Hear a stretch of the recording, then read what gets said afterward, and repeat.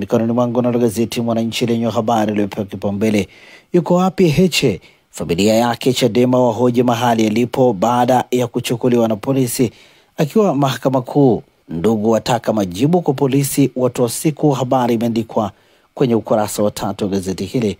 Oktoba 22, tarehe ambayo makamu mwenyekiti wa Chadema John Heche alichukuliwa na askari akiwa mahakama kuu jijini Dar es Salaam. Ajali treni ya SGR yaacha maswali, safari zikirejea. Habari imeandikwa kwenye ukurasa wa 4. Wakati viongozi wa TRC wakitaja chanzo cha ajali hiyo, timu ya wataalamu waendelea na uchunguzi kuhusiana na tukio hilo, huku safari zikirejea kama kawaida kati ya Dodoma. Undani wa taarifa hii katika ukurasa wa 4. Mwinyi, heshima karafuu inarejea Zanzibar. Habari imeandikwa kwenye ukurasa wa 7.